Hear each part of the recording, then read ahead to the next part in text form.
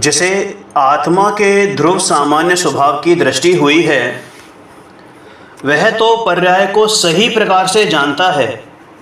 क्या कहा कि ध्रुव सामान्य की दृष्टि, माने जो पर्याय दृष्टि है, बहुत सीधी सीधी बात बोल रहे हैं कि जो पर्याय दृष्टि है उसने ना तो वास्तव में ध्रुव को तो जाना ही नहीं, उसने पर्याय का स्वभाव भी नहीं जाना, उसने पर्याय को भी नहीं जाना। लेकिन जिसकी दृष्टि अपने ध्रुव सामान्य पर है, उसने ध्रुव को तो जाना ही, वही वास्तविक रूप में पर्याय के यथार्थ स्वरूप को जानता है। लेकिन जो निश्चयाभासी है, उसकी दृष्टि, वो कहता तो है कि मैं ध्रुव दृष्टि हूँ, लेकिन मान्यता नहीं है। दृष्टि तो उसकी पर्यायों पर ही है। क्यों? क्योंकि वो पर्याय को क्या मान रहा है कि अभी के अभी वो शुद्ध पर्याय है, जबकि पर्याय तो, द्रव्य तो शुद्ध अशुद्ध पर्यायों का पिंड है। समझ में आया? क्या करता है वो कि वर्तमान पर्याय को गौण करके भूतकाल की जो पर्याय हुई हैं, वे पर्याय होने की शक्ति द्रव्य में थी और द्रव्य से सर्वथा भिन्न वे पर्याय नहीं थी। इसलिए उन पर्यायों सहित द्रव्य को मानने को यहाँ पर द्रव्य दृष्टि कहा है। एक ध्रुव दृष्टि, एक द्रव्य दृष्टि की क्या पहचान है कि वो द्रव्य गुण पर्याय सहित के आत्मा को यथार्थ रूप से जानता है, लेकिन निश्चयाभासी उनका यथार्थ स्वरूप नहीं जानता है। वो पर्याय को गौण नहीं करता, बल्कि पर्याय को ही उड़ा देता है, निषेध कर देता है। यदि अशुद्ध पर्याय को गिनने में नहीं आवे और केवल अकेला सामान्य ही द्रव्य है, तो फिर जो अभी तक अशुद्ध पर्याय हुई वो कहाँ हैं? कहाँ हैं वो? कहाँ रही? उनका कोई तुच्छ अभाव नहीं है। अरे अनादि अनंत पर्यायों का पिंड है ये द्रव्य। जो पर्याय बीत गई, वह पर्याय वह वर्तमान पर्याय में नहीं है। क्यों? क्योंकि वर्तमान पर्याय का पूर्व पर्याय में प्राग भाव है और द्रव्य में भी वह पर्याय नहीं है। यदि ऐसा मानोगे, यदि द्रव्य में भी वह पर्याय नहीं है, तो ऐसा मानोगे तो द्रव्य भी सिद्ध नहीं होगा। समझ में आया ना? क्योंकि पर्यायों रहित का कोई भी द्रव्य होता नहीं है। परिणाम के बगैर परिणामी हो नहीं सकता। बीती हुई पर्यायों का सर्वथा तुच्छ अभाव नहीं है। यहाँ कहा है कि द्रव्य दृष्टि करना हो तो ऐसा मानो कि पूर्व पर्याय जितनी हुई वे द्रव्य की हैं, तो द्रव्य दृष्टि यथार्थ कहलाएगी। स्वभाव की ओर दृष्टि करने वाला भी पर्यायों का निषेध नहीं करता, पर्यायों को गौण अवश्य करता है, लेकिन उसके यथार्थ ज्ञान में ये भली भांति भाषित है कि भाई भूतकाल में मुझसे गलती हुई है, लेकिन अब समय है कि मैं अपने आप को सुधारूं, वो गलती सुधारूं, अपने को इन पर्यायों की तरफ ना देख के अपनी तरफ देखूं, ध्रुव की तरफ देखूं। भाई कथन की अपेक्षा बराबर समझनी चाहिए। भाई वस्तु स्वरूप को यथार्थ समझे बिना ये क्रियाकांड, व्रत, तप आदि करने पर भी धर्म नहीं होता। यदि कोई माने कि आत्मा एकांत शुद्ध ही है, तो उसे कहते हैं बापू, आत्मा तो शुद्ध शुद्ध सर्व पर्यायों का पिंड है, समुदाय है। जैसे एक ज्ञान गुण को ही ले लो, तो अनादि से कुमति ज्ञान आदि की जो पर्याय हुई हैं, और साधक दशा में जो सुमति ज्ञान आदि की पर्याय होती हैं, और भविष्य काल में जो केवल ज्ञान की पर्याय होंगी, सादी अनंत काल तक रहेंगी। इन समस्त पर्यायों का समुदाय कौन कि वह ज्ञान गुण, और ऐसे अनंत गुणों का पिंड कौन कि वह द्रव्य। इससे भिन्न अन्य कोई द्रव्य नहीं है। यदि पर्याय का निषेध कर दोगे, पर्याय का अभाव कर दोगे, तो गुण निषेध हो जाएंगे, गुण का निषेध हो जाएगा, और गुण का अभाव होने पर द्रव्य का अभाव हो जाएगा। और एक भी द्रव्य का अभाव हुआ तो ये संपूर्ण विश्व, संपूर्ण वस्तु व्यवस्था चरमरा जाएगी, खत्म हो जाएगी। इसलिए सिद्ध होता है कि शुद्ध अशुद्ध पर्यायों का पिंड वह द्रव्य है। समझ में आया? अनादि से आत्मा मर्यादित दृष्टि में फंस गया है। अरे उसे अमर्यादित अपरिमित दृष्टि कराते हैं। केवल ज्ञान कैसा है, मर्यादा में है या अमर्यादित है, कि भाई उसकी मर्यादा ही अमर्यादित है। समझ में आया? क्योंकि वो समस्त लोकालोक को जानता है, एक समय में जानता है। आत्मा में अनंत गुण है, वे अमर्यादित है। ऐसे द्रव्य का यथार्थ ज्ञान कराते हैं। अब जैसे पर्यायों को अगर थोड़ा समझना हो तो इसमें समुद्र और लहरों का एग्जाम्पल दिया है कि जैसे समुद्र में लहरें होती हैं वे नई नई होती हैं। पहली लहर का व्यय होता है, यानी कि पहली लहर का विनाश होता है, विलय होता है, और नई लहर का उत्पाद होता है। तो इसमें जो पहली लहर थी उसका जो व्यय हुआ वह कहाँ गई कि वह समुद्र में ही मिल गई, उसी में समा गई। उसी प्रकार आत्मा में भूतकाल में जितनी अशुद्ध पर्याय हो गई हैं वे सब आत्मा में अंतर्गत हैं। भूत भविष्य और वर्तमान तीनों काल की पर्यायों से भिन्न आत्मा नहीं है, परंतु वही आत्मा है। यदि आत्मा को सर्वथा शुद्ध ही मानने में आवे तो भूतकाल की फिर अशुद्ध पर्याय कहाँ गई? इसलिए अशुद्ध पर्याय, भविष्य में होने वाली शुद्ध पर्याय और वर्तमान में वर्त रही साधक पर्याय, इन तीनों कालों की पर्याय का समुदाय ही वो एक अखंड द्रव्य है, ऐसा मानना।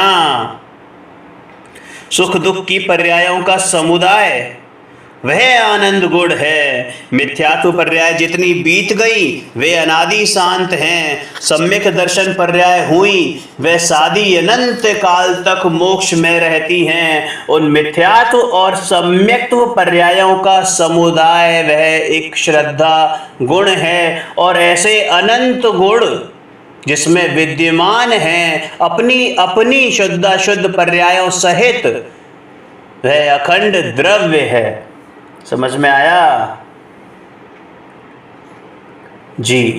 एक चीज यहां पर एक प्रश्न उठ सकता है कि अभव्य को शुद्ध अशुद्ध पर्यायों का पिंड, अभव्य जो है अभव्य जीव, उसको शुद्ध अशुद्ध पर्यायों का पिंड वह द्रव्य है, ऐसा कहना कैसा संभव है? तो उत्तर देते हैं कि भले ही अभव्य को प्रगटता की अपेक्षा से अशुद्ध पर्यायों का पिंड कहा जाए, फिर भी उसमें केवल ज्ञान शक्ति तो त्रिकाल है, सर्वज्ञत्व नाम की शक्ति त्रिकाल है, और उसके केवल ज्ञानावरणी कर्म भी होता है। इस अपेक्षा से उसे शुद्ध अशुद्ध पर्यायों का पिंड कहा जाता है।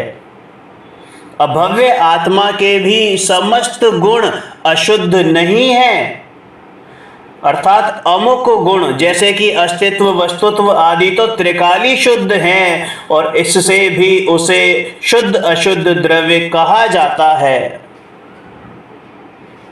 और जो समस्त आत्माओं में अगुरुलघुत्व गुण के कारण जो षट गुणी हानि वृद्धि होती है, अनादि अनंत शुद्ध होती है। समझ में आया? अगुरु लघुत्व गुण के कारण षटगुणी हानि वृद्धि रूप परिणति अनादि अनंत शुद्ध होती है। इस अपेक्षा से भी प्रत्येक जीव चाहे वो अभव्य ही क्यों ना हो, शुद्ध अशुद्ध पर्यायों का पिंड है, ऐसा वह द्रव्य है, ऐसा कहा जाता है। क्लियर है? आत्मा में अस्तित्व आदि 6 सामान्य गुण, जिसमें एक प्रदेशत्व गुण की पर्याय में ही अशुद्धता होती है, अन्य 5 गुणों तो सदा शुद्ध ही हैं। देखो सामान्य गुण तो अनंत हैं, लेकिन अभी हम जो डिस्कस करते हैं वो मूलतः 6 सामान्य गुणों के बारे में डिस्कशन चलता है। अब अनंत तो कह नहीं सकते, है ना? तो इसलिए 6 को मूल मानकर उनका डिस्कशन चलता है, जिसमें से एक प्रदेशत्व गुण जो है केवल उसी में अशुद्धता होती है, बाकी 5 गुण तो सदा से शुद्ध ही हैं। तात्पर्य यह है कि यहाँ तो समस्त गुणों की पर्यायों के समुदाय को द्रव्य कहा है, तो इस कारण शुद्ध अशुद्ध पर्याय का पिंड वह द्रव्य दृष्टि का विषय है। लेकिन उस द्रव्य दृष्टि में उन पर्यायों को गौण किया जाता है, ना कि उनका अभाव या उनका निषेध किया जाता है। वो आपके यथार्थ ज्ञान में हैं।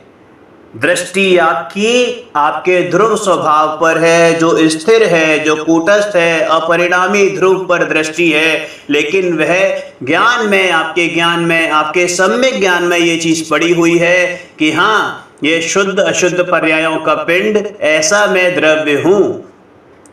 लेकिन मान्यता में या कहें कि दृष्टि में जिसका आपको आश्रय लेना है वह ध्रुव स्वभाव का आश्रय लेना है, क्योंकि पर्यायों का आश्रय लोगे तो अनस्टेबिलिटी आ जाएगी, अस्थिरता आ जाएगी।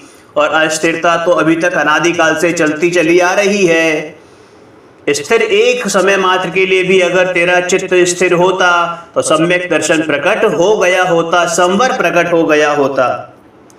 लेकिन ये निश्चयभासी जीव क्या करता है कि वह अकेला ही, मतलब आत्मा को सिर्फ सर्वथा शुद्ध मान लेता है, इसलिए वह मिथ्या दृष्टि है, ऐसा जानना। देखो, पंच परमेष्ठियों का कैसा स्वरूप है वैसा नहीं जाने, उनकी श्रद्धा नहीं करे तो भाई वह तो जिनवाणी सुनने के लायक भी नहीं है। लेकिन जो जीव देवशास्त्र गुरु को मानते हैं, है ना, देवशास्त्र गुरु को मानते तो हैं, लेकिन आत्मा का जैसा स्वरूप है, माने देवशास्त्र गुरु ने जैसी बात कही है वैसा नहीं मानते। तो और क्या मानते हैं कि आत्मा एकांत शुद्ध है, तो भाई यह भी बात मिथ्या है, मिथ्या दृष्टि है। क्योंकि द्रव्य तो शुद्ध अशुद्ध सर्व पर्यायों का समुदाय है। समझ में आया? द्रव्य कैसा है कि अखंड है, सामान्य स्वरूप है, उसमें भेद और अनेकता नहीं है। आचार्य भगवान क्या कहते हैं कि भाई बात तो तुझे अभेद समझाने के लिए कही गई थी, लेकिन जब तूने अभेद को नहीं समझा तो हमने भेद करके समझाया, लेकिन तू भेद मान मत लेना। हमने तुझे अखंड आत्मा समझाने के लिए ये बात बताई, लेकिन अखंड आत्मा तू समझ नहीं पाया, इसलिए दर्शन ज्ञान चारित्र सुख वीर प्रभुता विभूता आदि गुण के माध्यम से तेरे को समझाने की चेष्टा की। लेकिन तू भाई उन भेदों में ही मत अटक जाना, क्योंकि वो भेद नहीं है। अभेद को भेद से समझाया जाता है, वैसा निरूपण किया जाता है। भाई यहाँ वर्तमान पर्याय के सिवा शुद्ध अशुद्ध पर्यायों के समुदाय को सामान्य एक रूप कहा है। प्रमाण की बात यहाँ नहीं है। आगे कहेंगे कि निमित्त और पर से भिन्नपना और अपने भावों से अभिन्नपना वह द्रव्य अपेक्षा शुद्धपना है। वर्तमान एक समय की पर्याय को गौण करके शुद्ध अशुद्ध पर्यायों का समुदाय एक रूप है, उसे यहाँ अखंड एक रूप ज्ञायक पारिणामिक भाव कहा है। यानी उसने अभी वर्तमान की पर्याय को गौण किया है, ज्ञानी ने, है ना, वर्तमान एक समय की पर्याय को गौण किया। और जो भूत और भविष्य की जो शुद्ध अशुद्ध पर्याय हैं, मतलब सब मिला के, और उसने भूत और भविष्य ऐसा भी कोई भेद नहीं रखा, मात्र पर्याय। तो कैसी कि शुद्ध अशुद्ध पर्यायों का समुदाय जो एक रूप है उसे अखंड रूप में स्वीकार किया है, और वही पारिणामिक भाव है, उसे यहाँ पर द्रव्य दृष्टि का विषय कहा है। यदि अशुद्ध पर्याय द्रव्य की ना हो तो वर्तमान पर्याय में वह पर्याय नहीं और द्रव्य में भी वह पर्याय नहीं। तो ऐसा मानने में जाएं तो भैया वो पर्याय गई कहाँ? यानी भूतकाल की जितनी पर्याय बीत गई वे द्रव्य ही हैं, ऐसा अपने भावों से अभिन्न पना। क्योंकि परिणाम परिणामी के बिना नहीं होता, परिणामी परिणाम के बिना नहीं होता, परिणाम और परिणामी अभिन्न ही है। ये द्रव्य और पर्याय कोई अलग अलग वस्तु हो ऐसा नहीं है। वो जो समुद्र में से लहर उठी वो लहर कोई समुद्र से अलग नहीं है, समुद्र ही है, ऐसा अभिन्न पना। और साथ ही साथ पर द्रव्य पर भावों से भिन्न पना मानना यह द्रव्य अपेक्षा से शुद्ध पना है। भाई यह द्रव्य प्रमाण का विषय नहीं है। प्रमाण का विषय तो वर्तमान विशेष और वर्तमान सामान्य दोनों हैं। उसमें द्रव्यार्थिक का विषय सामान्य और यानी भूत और भविष्य की पर्यायों का समुदाय है, और दूसरा जो पर्यायार्थिक ने का विषय है वह वर्तमान पर्यायों को विषय करता है। इसलिए यहाँ प्रमाण की बात नहीं है, यहाँ तो एक अखंड द्रव्य की बात है जिसमें भूत भविष्य वर्तमान तीनों की पर्यायों का समाविष्ट है। आत्मा वर्तमान में द्रव्य पर्याय रूप है। ये दोनों प्रमाण का विषय हैं। अब यदि द्रव्य दृष्टि से विचार करने में आए तो यहाँ कहते हैं कि तू पर्याय को नहीं मानता, किंतु द्रव्य दृष्टि से द्रव्य शुद्ध अशुद्ध पर्यायों का समुदाय है। वह वर्तमान समुदाय सामान्य द्रव्य दृष्टि का विषय है, और पर्याय दृष्टि से वर्तमान अशुद्ध पर्याय एक समय की है, वह पर्याय दृष्टि का विषय है। इस प्रकार ये दोनों मिलकर प्रमाण का विषय होते हैं, परंतु द्रव्य दृष्टि का विषय जो शुद्ध अशुद्ध पर्यायों का पिंड कहा है वह प्रमाण का विषय नहीं है। यहाँ द्रव्य सामान्य का अर्थ कैसा लेना है कि जो अव्यक्त मतलब जो भूत और भविष्य की जो अनंत भूतकाल की जो अशुद्ध पर्याय हैं और भविष्य की जो शुद्ध पर्याय हैं उनका उनका समुदाय वह सामान्य द्रव्य है। फिर भी यदि तू ऐसा चिंतन करता है कि आत्मा शुद्ध ही है, इसलिए भ्रम है। द्रव्य का स्वरूप तो शुद्ध अशुद्ध दो प्रकार होने पर भी अकेले शुद्ध रूप किस लिए चिंतन करते हो भाई? वह चिंतन भ्रम रूप है, क्योंकि यह निश्चयभासी पर्याय को मान्यता ही नहीं, पर्याय का सर्वथा निषेध करता है, इसलिए मिथ्या दृष्टि है। और जो आत्मा की पर्याय में चौथे गुणस्थान आदि में जो शुभ भाव होते हैं, यदि उसे ना माने और कहे कि व्यवहार है ही नहीं, तो भाई धर्म तीर्थ का उच्छेद होता है। इसलिए व्यवहार नहीं है ऐसा जो मानता है वो वास्तव में व्यवहार रत्नत्रय का लोप करता है। व्यवहार का मतलब सिर्फ और सिर्फ उसका ना होना नहीं है। कोई भी नास्ति यानी जो वस्तु है ही नहीं उसका तो कथन ही नहीं किया जा सकता ना। तो व्यवहार तो है, व्यवहार दृष्टि नहीं करनी, व्यवहार को स्वीकारना है लेकिन व्यवहार की दृष्टि नहीं करनी, ये उद्देश्य कहा जाता है, इस उद्देश्य से कहा जाता है। लेकिन तू व्यवहार को ही नकार दे कि व्यवहार है ही नहीं, तो भाई तू निश्चय भी कैसे प्रकट करेगा? क्योंकि निश्चय और व्यवहार तो एक साथ ही वस्तु में, और वस्तु में नहीं, वो एक साथ ही लगते हैं, उनका कथन एक साथ ही होता है। व्यवहार को लोप हो जाए तो क्या होगा कि धर्म तीर्थ का लोप होगा। समय सारजी में आया है ना कि व्यवहार का लोप हो जाए तो धर्म तीर्थ का लोप होता है, और यदि निश्चय का लोप हो जाए तो तत्वों का लोप होता है। समझ में आया? लेकिन हाँ, अगर कोई ये मान ले कि व्यवहार करते करते उसको लाभ हो जाएगा तो भाई ये तेरी भूल है, क्योंकि आश्रय तो तुझे अपने शुद्धात्मा का ही लेना है। समझ में आया? और तू शुद्धात्मा का आश्रय ना ले तो भाई ये निश्चय का लोप होता है, तो तत्वों का लोप होता है। यहाँ तो कहते हैं कि निश्चयभासी आत्मा को शुद्ध रूप चिंतन करता है वह भ्रम रूप है, क्योंकि यदि तू द्रव्य दृष्टि से चिंतन करता है तो द्रव्य तो अकेला शुद्ध नहीं है बल्कि शुद्ध अशुद्ध रूप दोनों हैं। और पर्याय दृष्टि से चिंतन करता है तो भाई तेरे तो वर्तमान पर्याय में अशुद्धता है। तो इस प्रकार दोनों प्रकार से शुद्ध का चिंतन करना ये तो भ्रम है। कारण कि वर्तमान पर्याय तो निचली दशा में अशुद्ध है और द्रव्य तो शुद्ध अशुद्ध दोनों का रूप है, दोनों रूप है। तो फिर तेरे को शुद्ध चिंतन कैसे हुआ? नहीं समझ में आया ये बात। भाई पर्याय में शुद्धता है ऐसा भी नहीं मानना चाहिए, क्योंकि वर्तमान में साक्षात दिख रहा है कि पर्याय में अशुद्धता है, ये शरीर आदि है तो तेरी पर्याय में अशुद्धता है ना, ये राग द्वेष आदि हैं तो पर्याय में अशुद्धता है ना। तो फिर ऐसी अशुद्ध पर्याय होते हुए भी तू अपने आप को पर्यायों में भी शुद्धता कैसे मान रहा है? हाँ, यदि तू शुद्ध शक्ति अपेक्षा से तो शुद्ध मान रहा है तो ये बोलना कि हाँ मैं शुद्ध होने योग्य हूँ, मैं सिद्ध होने योग्य हूँ, ऐसा माने। लेकिन तू मैं ऐसा ही हूँ ऐसा मान लेता है तो भाई ये मानना भ्रम है। आत्मा शुद्ध होने लायक है ऐसा मानना यथार्थ है, अर्थात द्रव्य शुद्ध अशुद्ध सर्व पर्यायों का समुदाय होने पर भी मेरे भीतर मेरे अंदर मेरी शक्ति तो सिद्ध होने की है, मेरे में जो शक्ति है वो सिद्ध होने की है, परमानंदमय होने की है, परमात्मामय होने की है, ज्ञानानंदमय होने की है, ऐसा मानना चाहिए।